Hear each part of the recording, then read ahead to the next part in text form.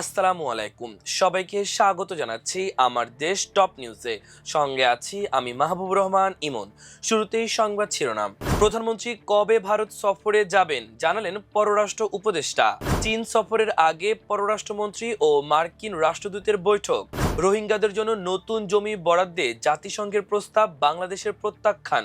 হামে আরও 7 শিশুর মৃত্যু। 4 জেলায় বন্যার আভাস। শুনছিলেন সংবাদ শিরোনাম, এবার বিস্তারিত। সহায়ক পরিবেশের পাশাপাশি প্রয়োজন হলে প্রধানমন্ত্রী তারেক রহমান ভারত সফরে যাবেন বলে জানিয়েছেন প্রধানমন্ত্রীর পররাষ্ট্র বিষয়ক উপদেষ্টা হুমায়ুন কবির। শনিবার পররাষ্ট্র মন্ত্রণালয়ে সাংবাদিকদের সঙ্গে আলাপকালে একথা বলেন তিনি। পররাষ্ট্র উপদেষ্টা বলেন, বাংলাদেশ এখন থেকে বিদেশ সফরের সিদ্ধান্ত নিজস্বভাবে নেবে এবং কোন দেশে কখন সফর করা হবে তা সম্পূর্ণভাবে জাতীয় স্বার্থ ও দ্বিপাক্ষিক প্রয়োজনের উপর নির্ভর করবে।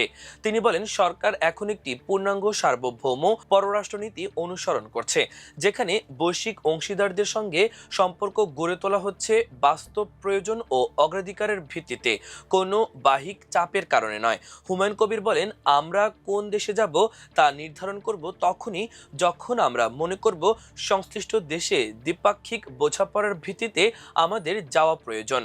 যুক্তরাষ্ট্র, চীন ও ভারতের মতো বড় দেশগুলোতে সফরের সিদ্ধান্তের প্রশ্নে হুমায়ুন কবির বলেন, যখন আমাদের যুক্তরাষ্ট্রে যাওয়ার প্রয়োজন হবে তখন আমরা যাব, যখন চীনে যাওয়ার দরকার হবে আমরা সেখানে যাব, সময় ও পরিস্থিতি অনুকূল হলে এবং প্রয়োজন হলে আমরা ভারতেও যাব, মধ্যপ্রাচ্যেও সফর করব। সবকিছুই জাতীয় স্বার্থের ভিত্তিতে নির্ধারিত হবে। আমরা কোথায় যাব সেটা অন্য কেউ নির্ধারণ করবে না, কারণ আমরা বৈধ সরকার, জনগণের ম্যান্ডেট প্রাপ্ত সরকার। আমাদের কাউকে খুশি করার জন্য নাচতে হবে না। তার এই কথা থেকে ভারতের প্রধানমন্ত্রী নরেন্দ্র মোদীর ইসরায়েল সফরকালে প্রধানমন্ত্রী বেনিয়ামিন নেতানিয়াহুর সামনে নেচেছেন ওই বিষয়টি মনে পড়ে যায়। সম্প্রতি ফাঁস হওয়া অ্যাপস্টিন ফাইলে এ তথ্য প্রকাশ করা হয়। তিনি বলেন, বাংলাদেশের পররাষ্ট্রনীতি কোনো একক দেশ বা বাইরের কোনো বয়ানের দ্বারা প্রভাবিত নয়।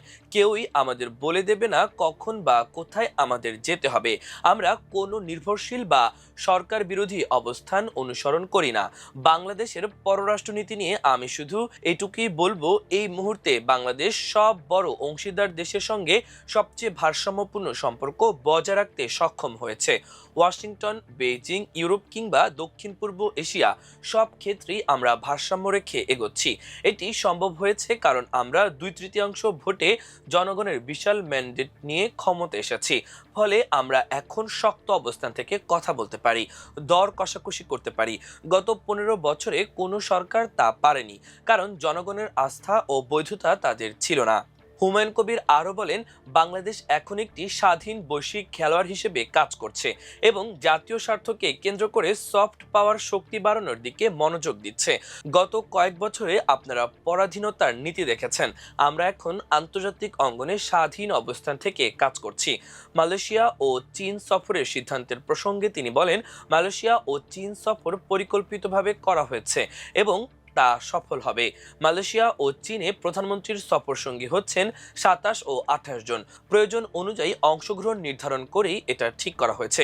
বিদেশে পাচার হওয়া অর্থ পুনরুদ্ধার নিয়ে উপদেষ্টা বলেন, এখন সরকারের অন্যতম শীর্ষ অগ্রাধিকার এটি, যেখানে বিভিন্ন আন্তর্জাতিক অংশীদারদের সঙ্গে যৌথভাবে কাজ চলছে। প্রধানমন্ত্রী তারেক রহমানের চীন সফরের আগে শনিবার পররাষ্ট্র মন্ত্রণালয়ে পররাষ্ট্রমন্ত্রী ডক্টর খলিলুর রহমানের সঙ্গে সৌজন্য সাক্ষাৎ করেছেন ঢাকায় নিযুক্ত মার্কিন রাষ্ট্রদূত ব্রেন্ট ক্রিস্টেনসেন। তবে মার্কিন রাষ্ট্রদূত জানিয়েছেন, তিনি ফুটবল বিশ্বকাপে যুক্তরাষ্ট্রের পক্ষে সমর্থন চাইতে এসেছেন। বৈঠক শেষে বেরিয়ে যাওয়ার সময় মার্কিন রাষ্ট্রদূত সাংবাদিকদের ফুটবল বিশ্বকাপে যুক্তরাষ্ট্রকে সমর্থন দেওয়ার কথা বলেন। বাংলাদেশিদের ফুটবল প্রেমের প্রশংসা করে রাষ্ট্রদূত আরও যোগ করেন, দীর্ঘমেয়াদে যুক্তরাষ্ট্রের ওপর বাজি ধরলে কখনোই ভুল হওয়ার সম্ভাবনা নেই। প্রধানমন্ত্রীর চীন সফরের আগে মার্কিন রাষ্ট্রদূতের এমন সাক্ষাৎ নিয়ে কূটনৈতিক মহলে আছে নানা কৌতূহল।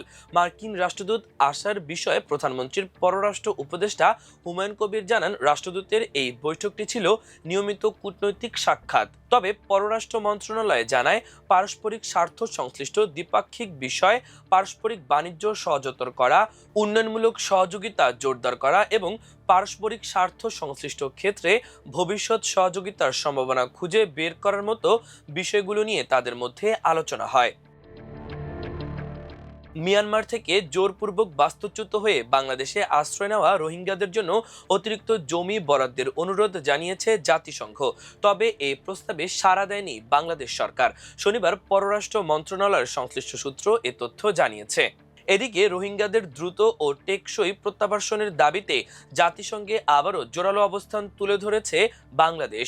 শুক্রবার মিয়ানমার পরিস্থিতি নিয়ে জাতিসংঘ মহাসচিবের বিশেষ দূতের ব্রিফিংয়ে এই আহ্বান জানান জাতিসংঘে বাংলাদেশের স্থায়ী প্রতিনিধি রাষ্ট্রদূত সালাউদ্দিন নোমান চৌধুরী। তিনি বলেন, রোহিঙ্গা সংকটের উৎপত্তি মিয়ানমারে, ফলে এর স্থায়ী সমাধানও সেখানেই খুঁজে বের করতে হবে। মানবিক বিবেচনায় প্রায় এক দশক ধরে বাংলাদেশে জোরপূর্বক বাস্তুচ্যুত প্রায় 12 লাখ রোহিঙ্গাকে আশ্রয় দিয়ে আসছে। তবে দীর্ঘস্থায়ী এই সংকট দেশের সামাজিক, অর্থনৈতিক, পরিবেশগত ও নিরাপত্তা পরিস্থিতির ওপর উল্লেখযোগ্য চাপ সৃষ্টি করছে। দেশে গত 24 ঘন্টায় হামে আক্রান্ত হয়ে আরও 7 শিশুর মৃত্যু হয়েছে। এর মধ্যে 6 জনই ঢাকা বিভাগের বাসিন্দা। এ সময় নতুন করে আক্রান্ত হয়েছে 887 জন।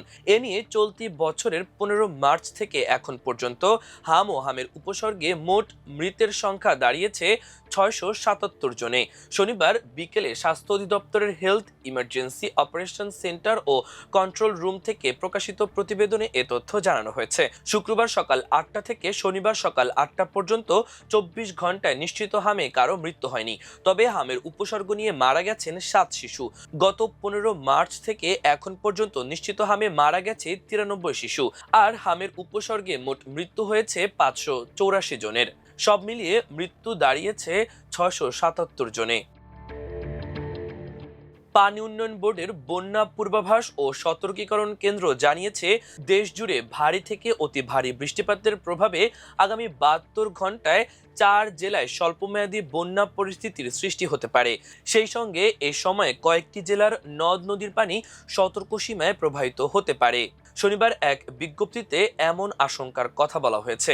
বিজ্ঞপ্তিতে আরও বলা হয়, আগামী 5 দিন দেশের অভ্যন্তরে রংপুর, সিলেট ও ময়মনসিংহ বিভাগ এবং তৎসংলগ্ন উজানে ভারতের পশ্চিমবঙ্গ, আসাম ও মেঘালয় প্রদেশে ভারী থেকে অতি ভারী বৃষ্টিপাতের পূর্বাভাস রয়েছে। এই অবস্থানে গত 24 ঘন্টায় ব্রহ্মপুত্র, যমুনা নদ নদীর পানি সমতল স্থিতিশীল থাকলেও আগামী 5 দিনে এসব নদীর পানি বৃদ্ধি পেয়ে বিপদসীমার নিচ দিয়ে প্রবাহিত হতে পারে। সেই সঙ্গে আগামী 3 দিন গঙ্গা, পদ্মা নদীর পানি সমতল স্থিতিশীল থাকতে পারে এবং পরবর্তী 2 দিন তা বৃদ্ধি পেয়ে বিপদসীমার নিচ দিয়ে প্রবাহিত হতে পারে। বন্যা পূর্বাভাস ও সতর্কীকরণ কেন্দ্র জানিয়েছে, গত 24 ঘন্টায় উত্তর পূর্বাঞ্চলের সুরমা, কুশিয়ারা নদীর পানি সমতল বৃদ্ধি পেয়েছে, যা আগামী 3 দিন বৃদ্ধি পেতে পারে। ফলে এই সময় সিলেট ও সুনামগঞ্জ জেলার নদীগুলোর পানি সতর্ক সীমায় প্রবাহিত হতে পারে এবং নদী সংলগ্ন নিম্ন অঞ্চল কোথাও কোথাও সাময়িকভাবে প্লাবিত হতে পারে। সেই সঙ্গে গত 24 ঘন্টায় উত্তরাঞ্চলীয় রংপুর বিভাগের তিস্তা, ধরলা ও দুধকুমার নদীগুলোর পানি সমতল বৃদ্ধি পেয়েছে। আগামী 3 দিনে এসব নদীর পানি বৃদ্ধি পেতে পারে।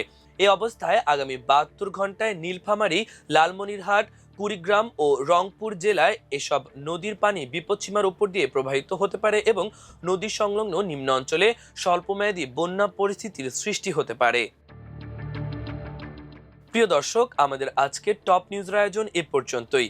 সবাই ভালো থাকুন, সুস্থ থাকুন, আমার দেশের সঙ্গেই থাকুন। এতক্ষণ সঙ্গে থাকার জন্য অসংখ্য ধন্যবাদ। আল্লাহ হাফেজ।